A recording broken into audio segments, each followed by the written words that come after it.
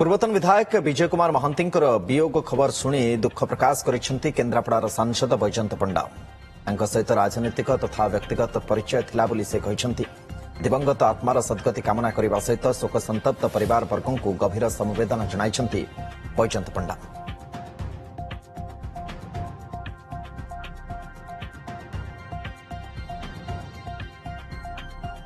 भुवनेश्वर मध्य दुई थर विधायक थे 2009 और 2014 विजु जनता दल टिकेट रु दुई थर विधायक थे भुवनेश्वर मध्य विजय महांती आज देहांत हो जाइछि। परलोक रे पूर्वतन विधायक विजय महांती खबर शुणी राजनीतिक महल दलमत निर्विशेष समस्ते शोक व्यक्त करिसेंति। कहु 60 वर्ष बयस परलोक घटी किछि दिन हेब से हृदरोग पीड़ित थिले।